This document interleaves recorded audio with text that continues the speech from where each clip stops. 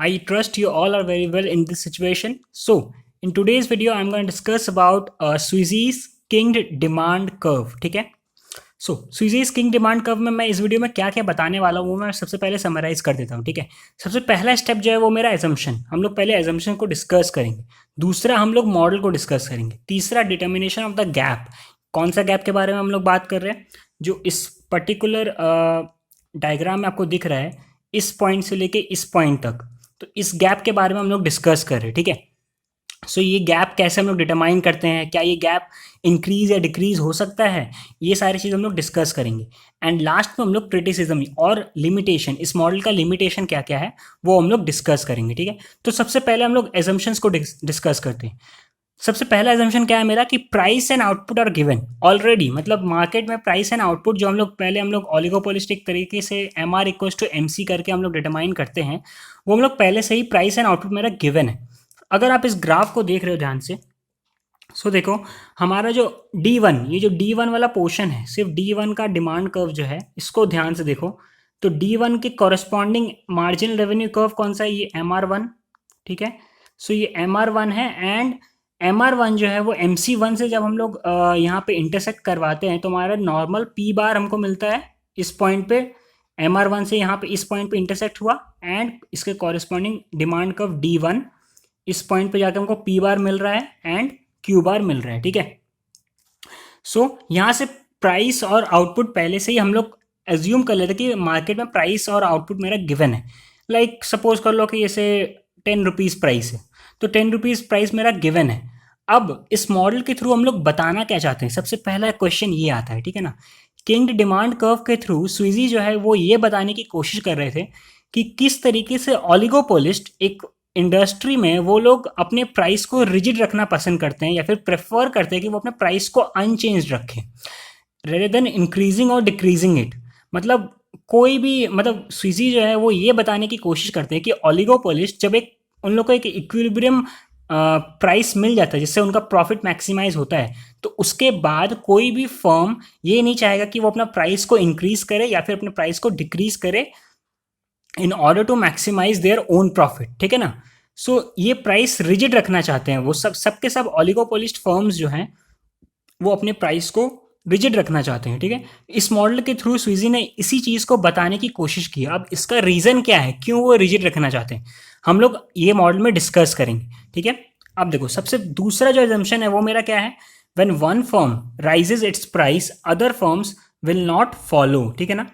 ये बहुत ही सिंपल तरीका है. हालांकि हम लोग डिफरेंशिएटेड प्रोडक्ट ले रहे हैं बट फिर भी जस्ट नॉर्मली सोचो, अगर एक फर्म अपना प्राइस को इंक्रीज करेगा एंड बाकी फर्म्स अपने प्राइस को अनचेंज रखते हैं, तो इसका मतलब क्या हो गया कि जिसने अपने प्राइस को इंक्रीज किया है वो अपने ज़्यादा से ज़्यादा कस्टमर्स खो देगा. सपोज करो 10 फर्म्स है. ठीक है. 10 फर्म्स हैं एंड 9 के 9 फर्म्स अपने प्राइस को P बार में ही फिक्स रखते हैं. ठीक है. बट एक फर्म जो है वो अपना प्राइस को P बार से थोड़ा इंक्रीज करता है, मे बी P1 रखता है सपोज कर लो. तो अगर वो अपना प्राइस को इंक्रीज कर दिया तो देर इज़ अ पॉसिबिलिटी कि वो अपने 10 में से टोटल उसके 10 कस्टमर्स अगर उसके दुकान में आते हैं तो वो अपने 10 में से 8 कस्टमर्स को खो देगा. ठीक है. बट फिर भी 2 कस्टमर्स उसके पास रहेंगे. हाँ, क्यों? क्योंकि हम लोग यहाँ पे डिफरेंशिएटेड प्रोडक्ट लिया है. ठीक है ना. अब डिफरेंशिएटेड प्रोडक्ट का यहाँ पे मतलब क्या होता है कि देखो जैसे कि ये P बार है. ठीक है. ये P बार हमको पता है, यहाँ पे ये P बार मिल रहा है हमको. ठीक है.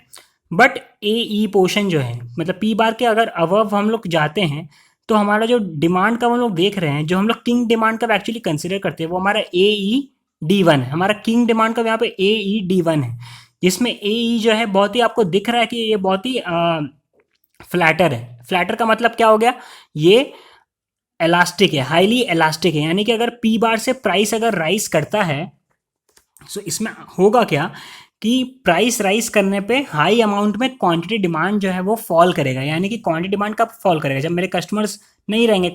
कस्टमर्स अगर डिमांड नहीं करेंगे तो डेफिनेटली प्राइस राइज करके मेरे को फिर नुकसान ही होगा.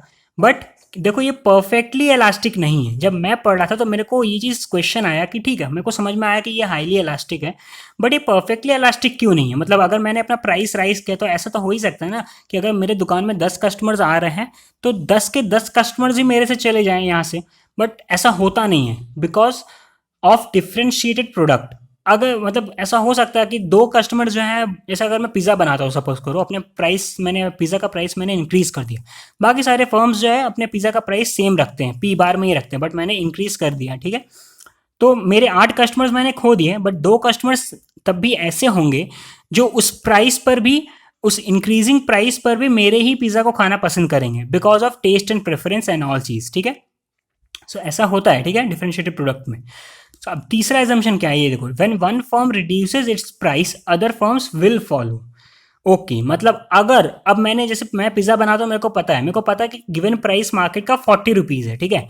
अब मैं सोच सकता हूँ कि ठीक है, मैं अपना प्राइस थोड़ा रिड्यूस कर देता हूँ, मे बी 30 रुपीज़ कर देता हूँ। तो इससे होगा क्या कि मैं ज़्यादा से ज़्यादा मार्केट शेयर कैप्चर कर सकता हूँ, बट ऐसा होता नहीं है, बिकॉज स्विजी ने क्या कहा है कि when one firm reduces it's price other firms will follow, मतलब बाकी सारे फर्म्स भी अपने प्राइस को रिड्यूस कर देंगे जब वो मेरे को देखेंगे कि मैं प्राइस को रिड्यूस कर रहा हूँ, बिकॉज मैं प्राइस को रिड्यूस कर रहा हूँ ज़्यादा मार्केट शेयर कैप्चर करने के लिए, मतलब ज़्यादा कस्टमर्स को अट्रैक्ट करने के लिए। तो डेफिनेटली कोई अपना कस्टमर्स देना नहीं चाहेगा, तो अल्टीमेटली रिजल्ट क्या होगा, बाकी सारे 9 के 9 फर्म्स भी अपने प्राइस को रिड्यूस कर देंगे, तो कस्टमर वापस इनडिफरेंट हो जाएंगे।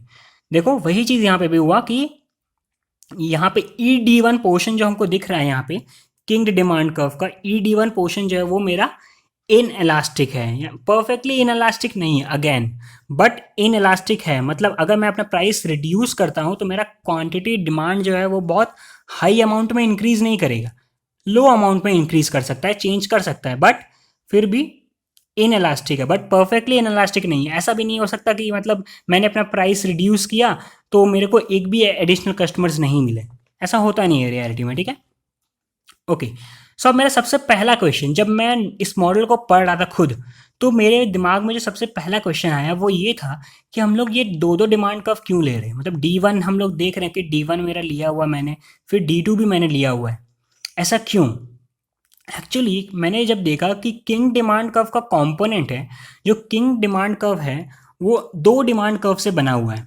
एक है मेरा AE पोर्शन जो कि मेरा highly elastic portion of demand curve है, एंड दूसरा ED1 पोर्शन जो कि मेरा highly in elastic demand curve है, ठीक है ना।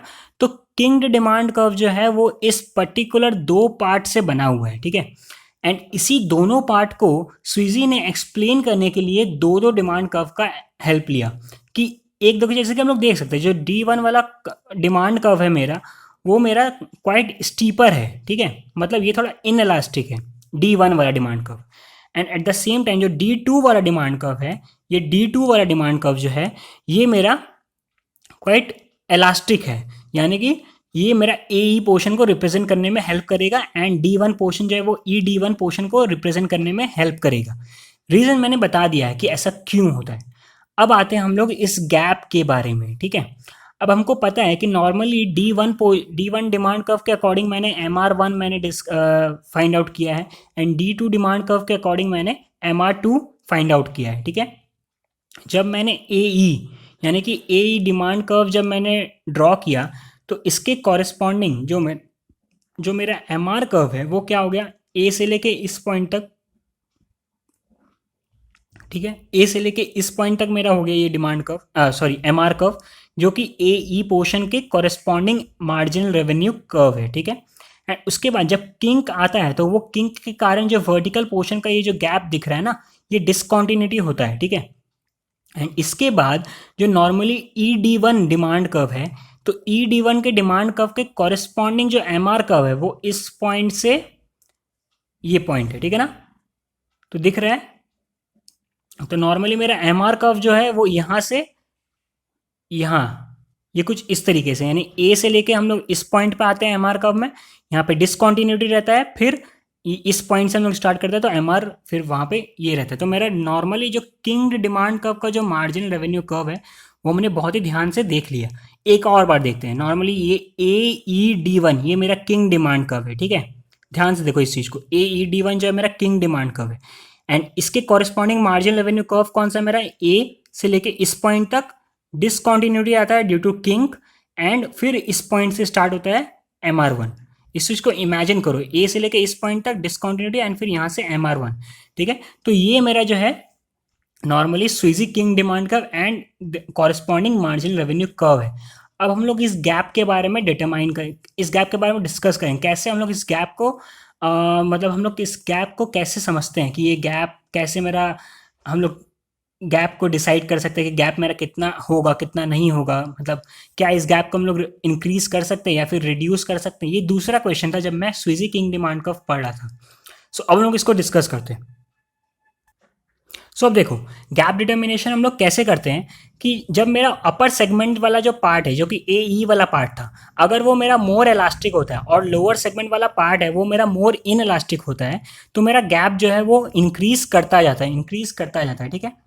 अब गैप इंक्रीज कर रहा है, देन डेफिनेटली गैप इंक्रीज करने का मतलब क्या हो गया कि there is a high chance कि मेरे मार्जिनल कॉस्ट ऑफ प्रोडक्शंस जो है वो सारे जितने भी ग्राफ है वो उस पर्टिकुलर गैप से गैप को फॉलो करते हुए जाएं, ठीक है ना। There is a high probability कि जो मार्जिनल कॉस्ट कर्व है मेरे वो उसी गैप से पास हो। एंड जब ऐसा होता है तो मतलब there is a high possibility कि हम लोग प्राइस को फिक्स्ड रखते हैं। अब एक बार ग्राफ को वापस देखते हैं तो हमको ये चीज़ क्लियर होगा। अब देखो यहाँ पे जैसे हमने जो ग्राफ में ये गैप देखा है, ये गैप से हमको क्या पता चल रहा है इस गैप से कि इस गैप के भीतर मैं दो एम सी कर्व आराम से, अगर मेरा marginal cost of production M C one से एम सी टू भी होता है तो भी मेरे को प्राइस जो है वो चेंज करने की ज़रूरत नहीं है, बिकॉज ये एम सी टू भी मेरा इसी पर्टिकुलर गैप से पास कर रहा है। तो इसका मतलब मेरा प्रॉफिट मैक्सिमाइजिंग प्राइस जो है अब भी पी बार रहने से मेरा प्रॉफिट मैक्सिमाइज हो रहा है, ठीक है ना। अब अगर ये गैप इंक्रीज हुआ, जस्ट इमेजिन, हाँ ये इमेजिनेशन के ऊपर डिपेंड है पूरा, तो अगर ये गैप मेरा इंक्रीज होता है देन डेफिनेटली मेरा अगर मार्जिनल कॉस्ट ऑफ प्रोडक्शन अगर एम सी थ्री में चला जाता है तो देर इज़ अ हाई पॉसिबिलिटी कि वो एम सी थ्री भी इस पर्टिकुलर गैप से पास करे बिकॉज ऑफ हाई गैप, ठीक है ना। और ये मेरा गैप जितना लो होता जाएगा मेरा, देर इज़ अ हाई पॉसिबिलिटी कि मेरा एम सी जो है वो इस गैप से पास नहीं करे, ठीक है। So high the gap, higher the gap, high there is a possibility कि मेरा एम सी कर्व जो है वो इस गैप से पास करे। इसका मतलब higher there is a possibility कि मेरा प्राइस जो है वो मैं फिक्स्ड रखूँ बिकॉज मेरा profit maximising price and quantity change नहीं हो रहा है। अब जब ये गैप से पास नहीं करेगा एम सी कर्व तो मेरा प्रॉफिट मैक्सिमाइजिंग प्राइस भी चेंज होगा डेफिनेटली। तो उस समय मेरा प्राइस जो है देर इज़ अ हाई पॉसिबिलिटी कि उस समय मेरा प्राइस जो है वो इनफ्लेक्सिबल रहे। इस चीज़ को हम लोग डिस्कस करेंगे कि कब मेरा प्राइस जो है वो फिक्स्ड रह सकता है एंड किस किस कंडीशंस में प्राइस फिक्स्ड नहीं रह सकता है। अभी हम लोग आगे डिस्कस करते हैं। ओके, सो अब यहाँ तक क्लियर है कि कैसे हम लोग ये गैप को डिटरमाइन करते हैं और इसके साथ साथ ये गैप, अगर ज़्यादा गैप होता है तो उससे फ़ायदा क्या है। ज़्यादा गैप होता है तो मेरा प्राइस हम लोग फिक्स्ड रख सकते हैं, ठीक है, फर्म्स उतने प्राइस को फिक्स्ड रखेंगे। और लोअर गैप होगा तो लोअर जो फर्म्स हैं वो अपने प्राइस को फिक्स्ड नहीं रख सकते, there is a high possibility कि वो अपने प्राइस को चेंज करें। ओके, अब आगे बढ़ते हैं। जो मेरा तीसरा सवाल, price will remain fixed when there are decline in cost of production and declining demand of goods। Actually जब मैं पढ़ रहा था तो मेरे को ये क्वेश्चन आ रहा था कि किस किस कंडीशंस में मेरा प्राइस जो है वो फिक्स्ड रह सकता है और किस किस कंडीशंस में मेरा प्राइस जो है वो फिक्स्ड नहीं रह सकता है। बिकॉज ये किंग डिमांड कर्व क्या है, ये प्राइस रिजिडिटी के ऊपर डिपेंड करता है। मतलब इस मॉडल से हम लोग यही डिस्कस करते हैं कि कैसे मेरा प्राइस जो है किस किस कंडीशंस में प्राइस जो है वो फिक्स्ड रहेगा और किस किस कंडीशंस में नहीं रहेगा। सो अब देखो इस चीज़ को ध्यान से देखो, हमको पता है कि गैप कैसे फाइंड आउट करते हैं। अपर पोर्शन अगर जितना इलास्टिक होता जाएगा मेरा गैप हाइयर होता जाएगा, लोअर पोर्शन मेरा जितना इन इलास्टिक होता जाएगा मेरा गैप हाइयर होता जाएगा, ठीक है। सो हाइयर द गैप मतलब higher the flexibility of the price, ठीक है। अब हम लोग यहाँ पे क्या कंडीशन डिस्कस कर रहे हैं, कॉस्ट ऑफ प्रोडक्शन जब मेरा फॉल करता है, यानी कि जो मेरा कॉस्ट ऑफ प्रोडक्शन है, जितने भी फर्म्स है 10 फर्म्स हम लोग कंसिडर कर रहे हैं एग्जाम्पल में, ठीक है। तो 10 फर्म के 10 फर्म्स का ही कॉस्ट ऑफ प्रोडक्शन रिड्यूस हो रहा है, ठीक है। अब देखो जस्ट इमेजिन इस सिचुएशन में क्या होगा, 10 फर्म्स हैं, अब सबका जो कॉस्ट ऑफ प्रोडक्शन था पहले वो 10 units of producing a unit of good था, ठीक है। बट अब वो डिक्लाइन होकर 5 units of unit of good हो गया, ठीक है। इससे होता क्या है कि मैंने डिसाइड किया, सिर्फ मैंने इंडिविजुअल फर्म एज मैंने डिसाइड किया कि ठीक है चलो मैं अपना प्राइस जो हूँ इंक्रीज़ करता हूँ, मेरा और ज़्यादा प्रॉफिट होगा फिर, क्योंकि मेरा कॉस्ट ऑफ प्रोडक्शन में पहले से डिक्लाइन है। और अगर मैं अभी प्राइस अगर इंक्रीज़ कर देता हूँ तो मेरे को ज़्यादा प्रॉफिट मिल सकता है, मैं थोड़ा ग्रीडी बन रहा हूँ, ठीक है। ऐसे में क्या हो सकता है कि there is a high possibility कि अगर मैं अपना प्राइस इंक्रीज़ करूँ तो बाकी 9 के 9 फर्म्स मेरे को फॉलो नहीं करेंगे, बिकॉज उन लोग को पता है कि सबका कॉस्ट ऑफ प्रोडक्शन में डिक्रीज आया है। तो अगर वो लोग मेरे को फॉलो नहीं किए तो वो अगर नॉर्मल जितने प्राइस गिवन है उसी प्राइस पे अगर वो लोग रहते हैं तो उनका प्रॉफिट तो मैक्सिमाइज वैसे भी हो रहा है, और तब वो there is a high possibility कि वो मेरे कस्टमर्स को भी अपने पास अट्रैक्ट कर ले। ठीक है, ये चीज़ को इमेजिन करो बस। ठीक है, और ठीक इसी तरीके से जब मेरा कॉस्ट ऑफ प्रोडक्शन फॉल करता है तो there is also high chance कि मैं अपने प्राइस को रिड्यूस करना चाहूँ, बिकॉज मेरे को पता है कि अब मेरा जो कॉस्ट ऑफ प्रोडक्शन है वो मेरा डिक्रीज हो गया, तो मैं अपने प्राइस को जितना मैं अभी बेच रहा हूँ मार्केट प्राइस से कम में भी बेच सकता हूँ, फिर प्रॉफिट तो मेरा मैक्सिमाइज होगा ही ज़्यादा मार्केट शेयर कैप्चर करने के लिए। सो अब यहाँ पे इस चीज़ को देखो कि बाकी सारे फर्म्स यहाँ पे मोर इनएलास्टिक हो गए, यानी कि बाकी there is a high possibility कि बाकी सारे फर्म्स भी मेरे को फॉलो करें। ठीक है ना, क्योंकि अगर मैं अपना प्राइस रिड्यूस कर रहा हूँ तो उन सबका भी कॉस्ट ऑफ प्रोडक्शन में डिक्रीज आया है, and there is a high possibility कि वो भी मेरे को फॉलो करेंगे। ठीक है, क्योंकि अगर वो मेरे को फॉलो करेंगे तो फिर वो अपने कस्टमर्स को लूज नहीं करेंगे।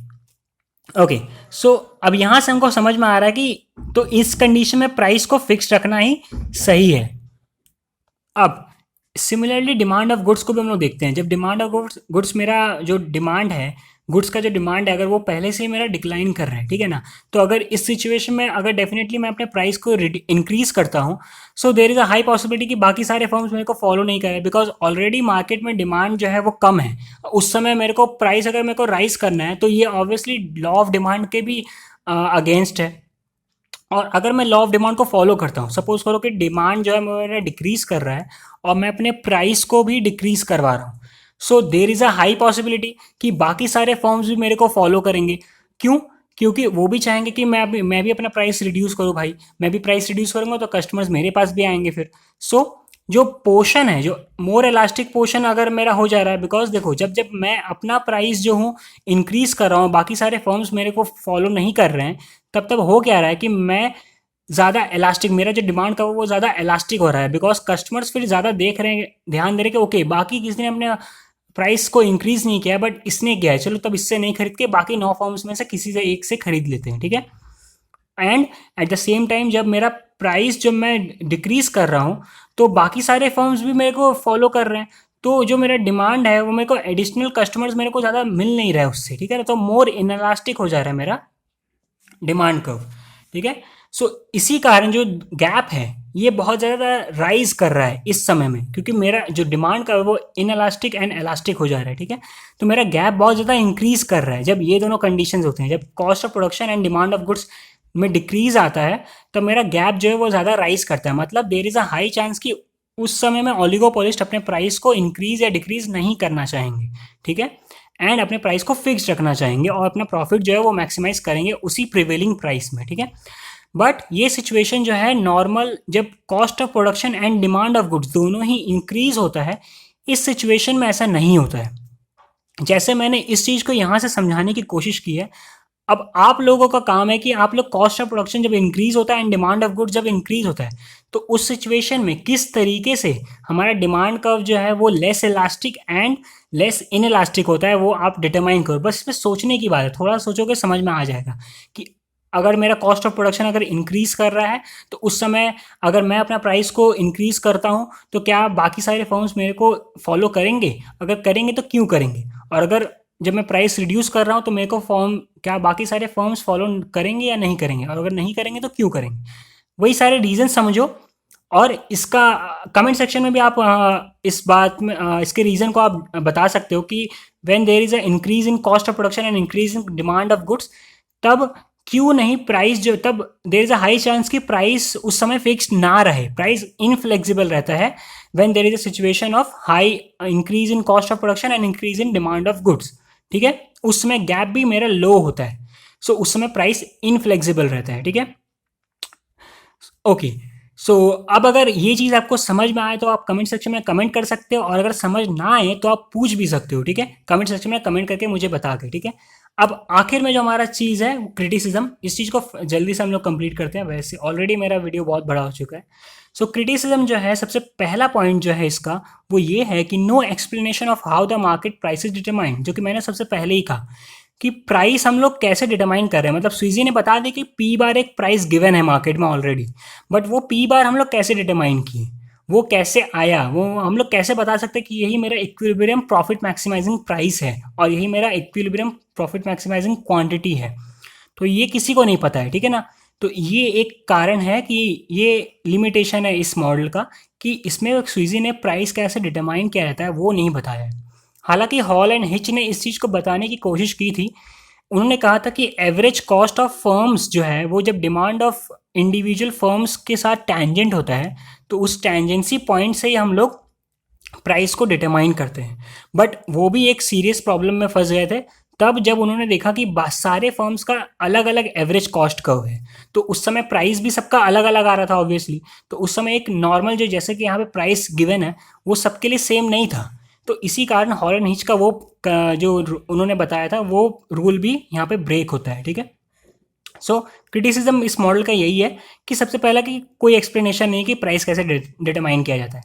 दूसरा, not applicable in case of price cartels and leadership. And तीसरा, applicable only to depression period, because इस जो स्वीजी ने किंग डिमांड कब निकाला था, ये 1939 के ईयर में निकाला था, यानी कि जब डिप्रेशन का एज चल रहा था, ठीक है। तो ये डिप्रेशन के एज के अकॉर्डिंग ये बहुत ही सही मॉडल था, बिकॉज लोग देख रहे थे, रिलेट कर पा रहे थे कि ओके यस ये सही कह रहे हैं, प्राइस जो है रिजिड है, सारे फर्म्स अपने प्राइस को फिक्स रखना चाहते हैं, वो फ्लेक्सिबल नहीं रख रहे हैं अपने प्राइस को, ठीक है। बट ऐसा नहीं हुआ जब हम लोग देखें कि जब normal in case of boom और इन्फ्लेशनरी पीरियड जब आ गए थे तब उस समय देर इज़ अ हाई चांस कि प्राइस जो है वो फ्लेक्सिबल था, प्राइस फिक्स नहीं था उस समय। तो इन्फ्लेशनरी पीरियड्स एंड बूम के पीरियड्स में ऐसा नहीं हो रहा था, प्राइस उस समय फिक्स नहीं था, इनफ्लेक्सिबल था, सॉरी फ्लेक्सिबल था उस समय। एंड बट डिप्रेशन पीरियड में इनफ्लेक्सिबल था, ठीक है। सो ये एक और क्रिटिसिज्म है किंग डिमांड कर्व मॉडल का। अगर इसमें कुछ भी समझना है तो कमेंट सेक्शन में कमेंट करना। Thank you for watching my video.